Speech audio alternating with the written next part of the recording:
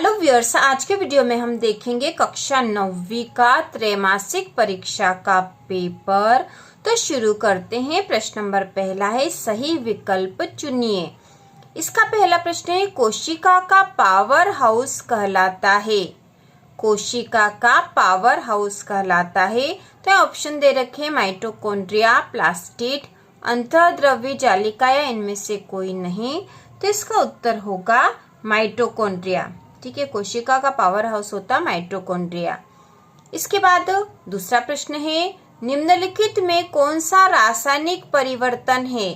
तो इनमें से कौन सा रासायनिक परिवर्तन है। बर्फ का पिघलना, दूध से दही बनना, बुरादे का बनना या इनमें से कोई नहीं। तो यह रासायनिक परिवर्तन है दूध से दही बनना। इसके बाद अगला है, घर्षण बल सदैव वस्तु की गति का प्रतिरोध करता है, संतुलन करता है, बढ़ाता है या कोई प्रभाव नहीं डालता। तो इसका उत्तर होगा प्रतिरोध करता है। ठीक है, घर्षण बल सदैव वस्तु की गति का प्रतिरोध करता है। इसके बाद अगला चौथा है, त्वरण का एसआई मात्रक है। ठीक है, त्वरण का एसआई मात्रक है। तो इसका उत्तर होगा एक ग वाला, मीटर प्रति सेकंड स्क्वायर। ठीक है, तो ये होता है वास्तव में मीटर बटा सेकंड का स्क्वायर ये होता है, और सेकंड स्क्वायर जब ऊपर चला जाएगा तो एक घात इस पे ऋण आ जाता है, इसलिए इस प्रकार से लिखा गया है। इसके बाद है, समसूत्री विभाजन में एक पैतृक कोशिका से कितनी संतति कोशिकाएं बनती है। समसूत्री विभाजन में एक पैतृक कोशिका से कितनी संतति कोशिकाएं बनती है। 1, 2, 3 या 4। तो इसका उत्तर होगा 2। समसूत्री विभाजन में एक पैतृक कोशिका से 2 संतति कोशिकाएं बनती है। इसके बाद है, शुष्क बर्फ क्या है। शुष्क बर्फ क्या है। तो इसका उत्तर होगा ठोस कार्बन डाइऑक्साइड। ठीक है, शुष्क बर्फ जो है वह ठोस कार्बन डाइऑक्साइड होती है। इसके बाद अगला प्रश्न नंबर 7वां है, तापमान बढ़ जाने पर पदार्थ के कणों की गति पर क्या प्रभाव पड़ेगा।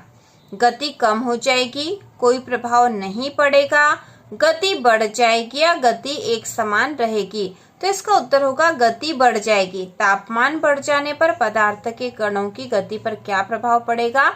तो उनकी गति बढ़ जाएगी। अगला है, वाहनों में ईंधन के रूप में कौन सी गैस प्रयोग की जाती है। वाहनों में ईंधन के रूप में कौन सी गैस प्रयोग की जाती है। तो यहाँ पे ऑप्शन दे रखे हैं, हाइड्रोजन गैस, सीएनजी, टीपीजी या कोई नहीं। तो इसका उत्तर होगा सीएनजी।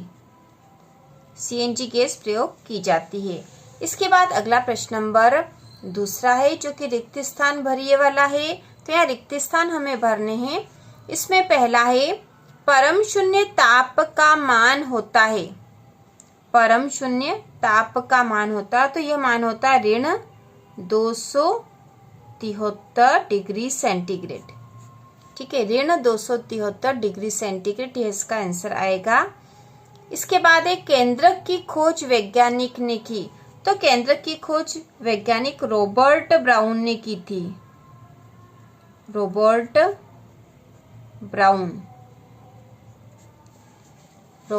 ब्राउन जो वैज्ञानिक थे, इन्होंने केंद्रक की खोज की थी। इसके बाद है, वेग परिवर्तन की दर कहलाती है। तो वेग में परिवर्तन की दर त्वरण कहलाती है। ठीक है, त्वरण कहलाती है। इसके बाद अगला है, बल का एसआई मात्रक होता है। तो बल का एसआई मात्रक होता है न्यूटन। बल का एसआई मात्रक होता है न्यूटन। अगला है, किसी वस्तु का जड़त्व की माप होता है। किसी वस्तु का, तो यहाँ आएगा द्रव्यमान। किसी वस्तु का द्रव्यमान जड़त्व की माप होता है। इसके बाद अगला छठा है, क्रोमोसोम डीएनए तथा के बने होते हैं। तो क्रोमोसोम डीएनए तथा आरएनए के बने होते हैं। इसके बाद संरचना तथा कार्य में समान कोशिकाओं का समूह ऊतक कहलाता है।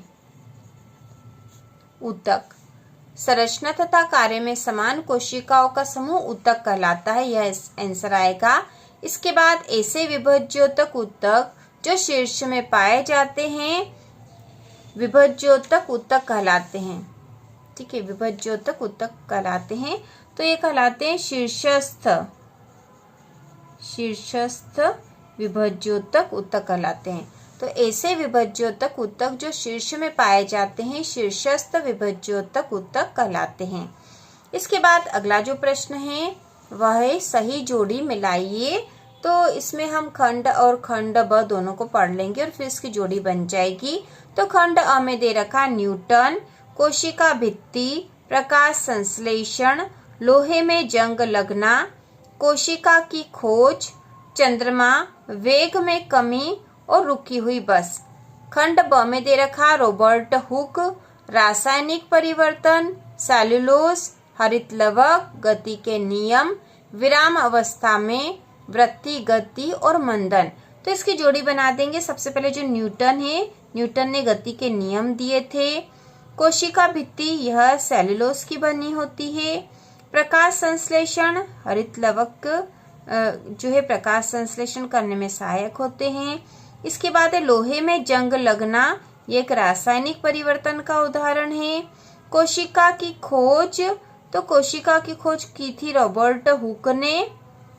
इसके बाद अगला है चंद्रमा, चंद्रमा वृत्ति गति करता है। वेग में कमी, इसे कहेंगे हम मंदन।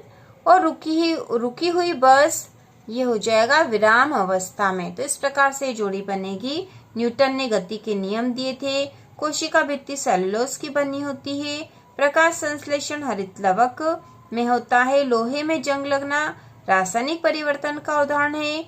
कोशिका की खोज रॉबर्ट हुक ने की थी।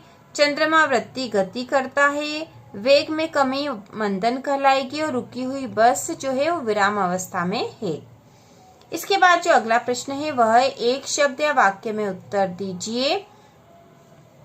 तो इसमें पहला है पदार्थ की वह अवस्था जिसमें आकार व आयतन दोनों निश्चित होते हैं कहलाती है। पदार्थ की वह अवस्था जिसमें आकार व आयतन दोनों निश्चित हो कहलाती है। तो अवस्था होती ठोस अवस्था, ठीक है, वह कहलाएगी ठोस अवस्था। इसके बाद जो दूसरा है नमक तथा आयोडीन के मिश्रण को किस विधि द्वारा पृथक किया जाता है। नमक तथा आयोडीन के मिश्रण को किस विधि द्वारा पृथक किया जाता है। तो इसका उत्तर होगा ऊर्ध्वपातन विधि द्वारा, ठीक है, ऊर्ध्वपातन विधि द्वारा पृथक किया जाता है। इसके बाद जो तीसरा प्रश्न है जड़त्व किसे कहते हैं और चौथा संवेग क्या है। तो इन दोनों के उत्तर हम देखेंगे। सबसे पहले जड़त्व किसे कहते हैं। तो इसका उत्तर है वस्तु का वह गुण जो उसकी गति की अवस्था में किसी परिवर्तन का विरोध करता है, ठीक है, वह जड़त्व होता है। तो वस्तु का वह गुण जो उसकी गति की अवस्था में किसी परिवर्तन का विरोध करता वह जड़त्व कहलाता है। इसके बाद संवेग क्या है। तो द्रव्यमान तथा वेग के गुणनफल को संवेग कहते हैं। द्रव्यमान तथा वेग के गुणनफल को संवेग कहते हैं। इसके बाद अगला प्रश्न है प्रोटीन का संश्लेषण कोशिका में कहाँ होता है।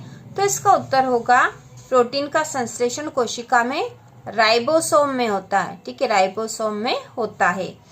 इसके बाद अगला जो प्रश्न है वह है छठा विलयन किस प्रकार का मिश्रण होता है। विलयन किस प्रकार का मिश्रण होता है।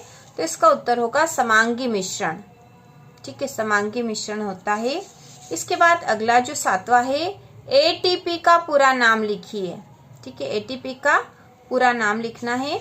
तो इसका पूरा नाम है adenosine triphosphate. Adenosine triphosphate, adenosine triphosphate इस प्रकार भी हम लिख सकते हैं हिंदी में। इसके बाद अगला जो आठवां प्रश्न है, इसके बाद अगला आठवां है क्लोरोफिल युक्त प्लास्टिड क्या कहलाते हैं। तो इसका उत्तर होगा क्लोरोप्लास्ट। क्लोरोफिल युक्त प्लास्टिड क्या कहलाते हैं, क्लोरोप्लास्ट। बाद हम आगे 2-2 नंबर के प्रश्नों को देखेंगे। तो ये प्रश्न है भौतिक परिवर्तन किसे कहते हैं, एक उदाहरण दीजिए।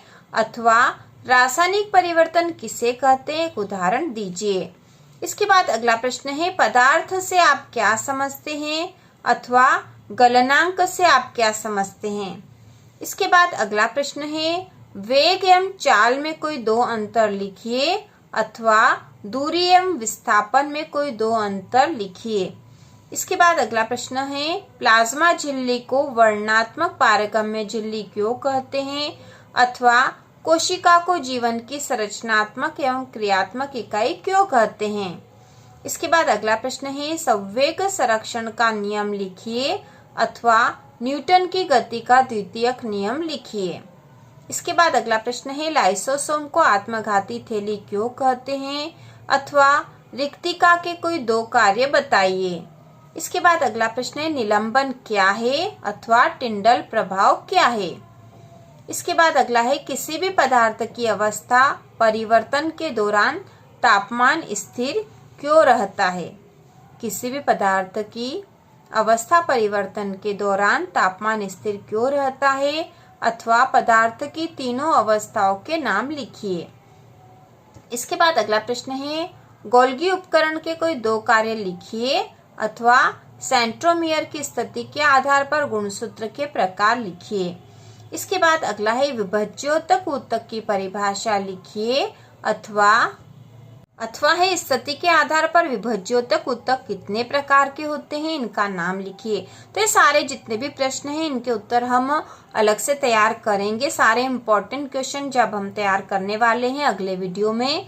इसके बाद है, एक 50 ग्राम द्रव्यमान की गोली 4 किलोग्राम द्रव्यमान की राइफल से 35 मीटर प्रति सेकंड के प्रारंभिक वेग से छोड़ी जाती है। राइफल के प्रतिक्षेप वेग की गणना कीजिए, अथवा यदि क्रिया सदैव प्रतिक्रिया के बराबर होती है तो स्पष्ट कीजिए कि घोड़ा गाड़ी को कैसे खींच पाता है। इसके बाद अगला है, प्रोकैरियोटिक एवं यूकैरियोटिक कोशिका में अंतर लिखिए, अथवा जंतु एवं पादप कोशिका में 3 अंतर लिखिए। इसके बाद अगला है, मिश्रण एवं यौगिक में कोई 3 अंतर लिखिए, अथवा वास्तविक विलयन एवं कोलाइड विलयन में कोई 3 अंतर लिखिए। इसके बाद अगला है, समांगी एवं विषमांगी मिश्रण में अंतर लिखिए, अथवा निम्नलिखित तापमान को डिग्री सेल्सियस में बदलिए। तो यहाँ तापमान दे रखे हैं, डिग्री सेल्सियस में बदलना है। तो इस तरह के प्रश्न हम जब वीडियो बनाएंगे इनके उत्तर वाले, उसमें हम अच्छे से समझ लेंगे कि इस प्रश्न को कैसे हल करेंगे। इसके बाद है, पादप कोशिका का स्वच्छ नामांकित चित्र बनाइए, अथवा जंतु कोशिका का स्वच्छ नामांकित चित्र बनाइए। इसके बाद अगला है, गति के प्रथम समीकरण v बराबर u धन at की स्थापना कीजिए, अथवा गति के द्वितीय समीकरण की h बराबर ut धन 1/2 at स्क्वायर की स्थापना कीजिए। इसके बाद अगला प्रश्न है, समसूत्री एवं अर्धसूत्री कोशिका विभाजन में अंतर लिखिए, अथवा किसी कोशिका में केंद्रक की भूमिका स्पष्ट कीजिए। इसके बाद अगला है, दो घुलनशील द्रवों के मिश्रण को किस प्रकार पृथक कर सकते हैं, अथवा पेट्रोल तथा मिट्टी का तेल जो कि आपस में घुलनशील है के मिश्रण को आप कैसे पृथक करेंगे। पेट्रोल तथा डीजल के तेल के क्वथनांक में 25 डिग्री सेंटीग्रेड से अधिक का अंतराल है। तो इस प्रकार से पूरा पेपर है जिसे हम हल करेंगे। प्रश्न जो 2, 3 और 4 नंबर के प्रश्न है इसको अलग से वीडियो बनाकर हम हल करने वाले हैं। सारे ही इम्पोर्टेंट क्वेश्चन तैयार कर लेंगे और एक मॉडल पेपर है, इसी तरह का पेपर आपके एग्जाम में आने वाला है। तो इसी प्रकार के और वीडियो देखने के लिए कक्षा 9वीं की संपूर्ण तैयारी के लिए चैनल को सब्सक्राइब कीजिए।